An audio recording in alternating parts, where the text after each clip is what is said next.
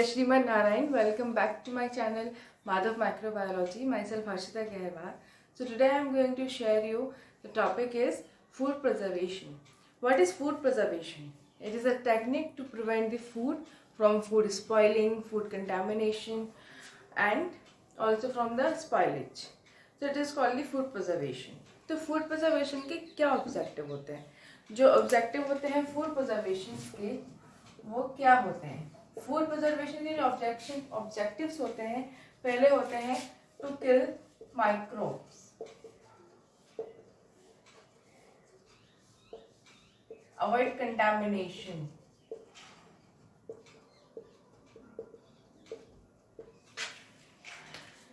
kill bacteria, avoid contamination and prevent from spoilage.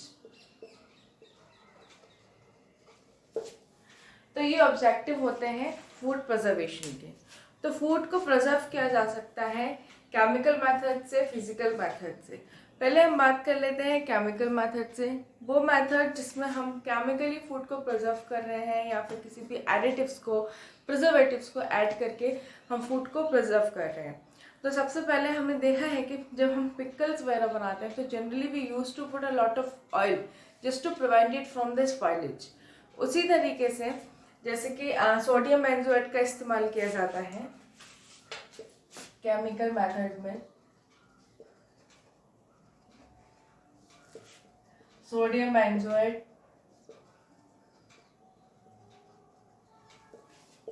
उसके बाद आता है सोडियम बाइसल्फाइड,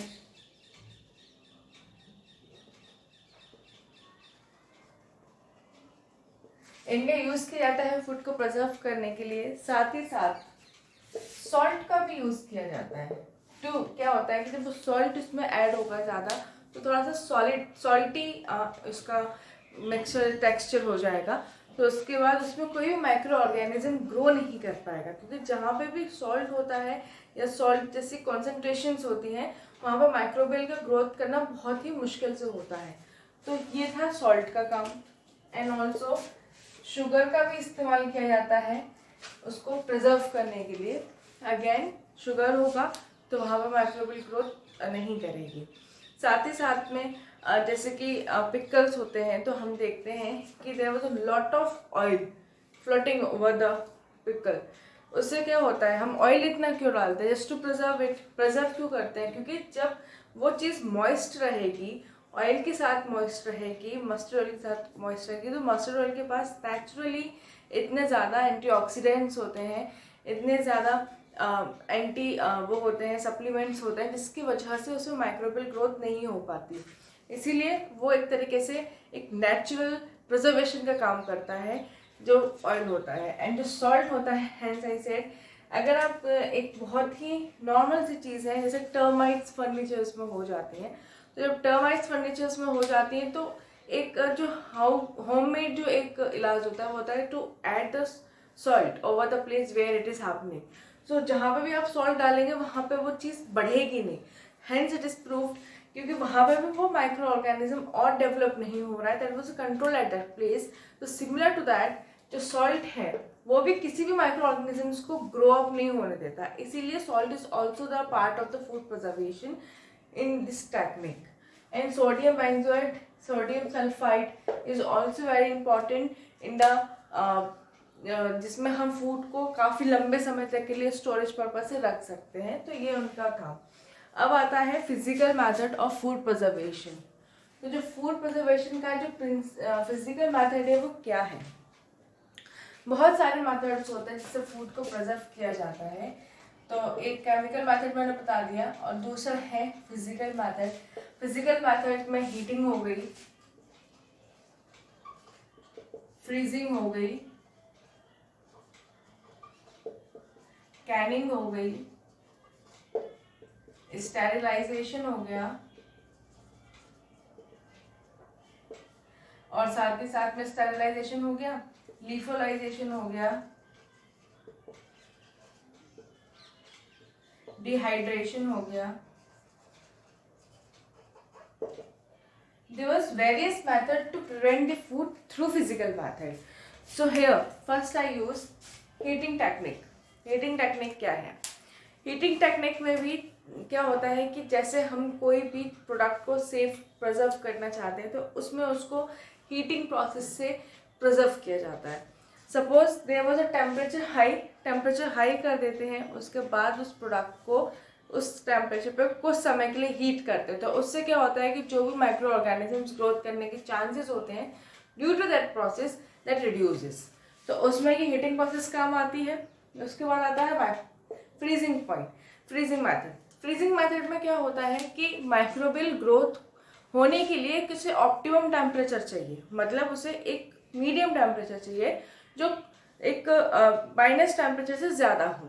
लेकिन जब हम उसे माइनस टेम्परेचर से ज़्यादा देंगे ही नहीं, मतलब हम उसे ऑप्टिमम टेम्परेचर प्रोवाइड ही नहीं करेंगे, तो माइक्रो ऑर्गेनिज्म ग्रोथ नहीं कर पाएगा। तो फ्रीजिंग मेथड में क्या होता है, -डिग्री सेल्सियस पे -21 और -20 डिग्री सेल्सियस का एक टेम्परेचर सेट किया जाता है, लो टेम्परेचर सेट किया जाता है ओवरऑल। इसमें लो टेम्परेचर को सेट करके इसमें माइक्रोबियल ग्रोथ को कंट्रोल किया जाता है, और जब माइक्रोबियल ग्रोथ कंट्रोल हो जाएगी तो फूड भी प्रिजर्व ऑटोमेटिकली हो जाएगा। इसके बाद आती है Canning. Canning is a very useful technique. Basically आप सबने देखा होगा कि अब जब कैनिंग वाले पर्पसेस, कैनिंग वाला ट्रेंड बहुत आ गया है, लाइक जैसे कैंड पाइनएप्पल, कैंड चेरीज हैं, और कैंड बहुत सारे फ्रूट्स अवेलेबल हुए हैं जो अब मार्केट में अवेलेबल नहीं थे, लेकिन अब कैनिंग प्रोसेस के थ्रू होने लगे हैं। इसमें क्या होता है, दे वो टेक द टिन और अ कंटेनर, वो कंटेनर लेते हैं, उसमें अपना सारा जो भी प्रोडक्ट है उनका उसको उसमें ऐड कर देते हैं। उसके बाद में उसको सील किया जाता है, वैक्यूम टेक्निक इस्तेमाल करके उसको सील कर दिया जाता है, एंड फिर उसको उस डिब्बे को जो है एक अच्छे से स्टेरिलाइज किया जाता है, और जब वो स्टेरिलाइज हो जाता है फिर वो मार्केट में अवेलेबल हो जाता है। तो कैनिंग में यही होता है कि जो वैक्यूम होता है, वैक्यूम से उसके अंदर के सारा जो इन्वायरमेंट होता है उसे कंट्रोल कर दिया जाता है, जिससे माइक्रो ऑर्गेनिज्म उसमें नहीं हो पाते। इसके बाद आता है स्टेरिलाइजेशन। स्टेरिलाइजेशन जैसे हमने प्रोसेस पढ़ी थी पास्चराइजेशन में हमने एक प्रोसेस पढ़ी थी कि उसमें दूध को हीट किया जाता है हाई टेम्परेचर पर। तो सिमिलरली स्टेरिलाइजेशन में कोई आ गया कि इसमें भी मिल्क इंडस्ट्री में 100 डिग्री सेल्सियस पर मिल्क को हीट किया जाता है for a time 5 to 10 minutes के लिए, तो वो स्टेरिलाइज हो जाता है। इसके बाद आता है लीफलाइजेशन। लीफलाइजेशन में प्रोसेस में ये होता है कि इसमें कूलिंग होती है, वेपोराइजेशन इस्तेमाल होती है, जिससे फूड प्रिजर्व हो सके और उसके अंदर माइक्रोबियल ग्रोथ के चांसेस कम हो जाए। अब आता है डिहाइड्रेशन। डिहाइड्रेशन का मतलब होता है removing of the water from the food और अ प्रोडक्ट। तो जब हम वाटर ही हटा देंगे तो उसमें जब वाटर नहीं रहेगा तो कोई भी माइक्रो ऑर्गेनिजम्स की ग्रोथ करने के चांसेस नहीं रहेंगे। तो जब वाटर हट जाता है तो ऑटोमेटिकली वो प्रिजर्व के लिए रेडी हो जाता है। तो डिहाइड्रेशन में ये होता है। पास्चराइजेशन में हमें मालूम है क्या होता है, there was a system that कि एक टाइम पास्चराइजेशन लुईस पास्चर ने दिया था। पास्चराइजेशन में ये होता है कि मिल्क को हाई टेम्परेचर पे कम टाइम के लिए हीट या बॉईल किया जाता है, जिसके बाद उसमें माइक्रो ऑर्गेनिजम्स के चांसेस बहुत ही लो हो जाते हैं, तो वो हो जाता है pasteurisation. So this is the method of physical method.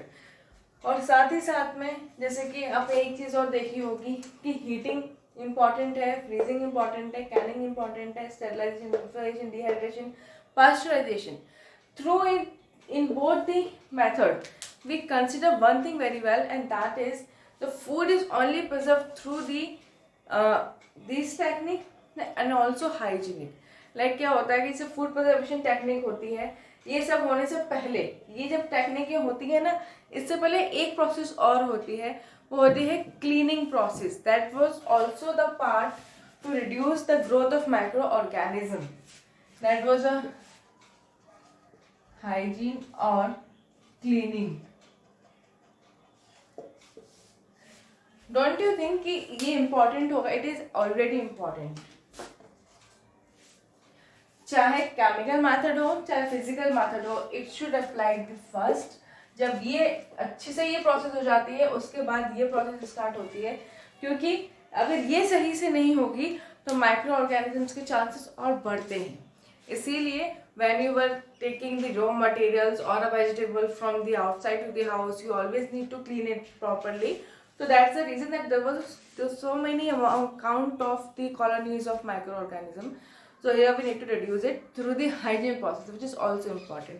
जैसे कि मैंने अपने पिछले ब्लॉग में बताया था कि what are the bacterial diseases, तो बैक्टीरियल डिसीजेस में मैंने ये भी बोला था कि कुछ अच्छे बैक्टीरिया होते हैं, कुछ हार्मफुल बैक्टीरिया होते हैं, लेकिन जो बैक्टीरिया हमें डिसीज करते हैं वो बैक्टीरिया पैथोजेनिक बैक्टीरिया होते हैं। और वो बैक्टीरिया भी कैसे आते हैं, क्या होता है कि जब हम आउटर एनवायरनमेंट से घर में आते हैं, उसके बाद में जब वो बैक्टीरिया हमारे कांटेक्ट में होते हैं, है ना, हम अगर ये प्रोसेस को, हाइजीन प्रोसेस को स्किप करें, then definitely the growth in us very well, and वो पैथोजेनिक बैक्टीरिया ही करते हैं, क्योंकि हमें एक इननेट इम्यूनिटी हमारी बॉडी को एक डिफेंस सिस्टम के तौर पर मिली हुई है कि अगर वो बैक्टीरिया को अगर हमारे बाइट करे तो वो इजीली हमारे अंदर ग्रोथ कर सकता है। तो इसी वजह से ये एक बहुत ही इम्पॉर्टेंट वो होती है प्रोसेस, इसके बाद ये दोनों अप्लाई होती है।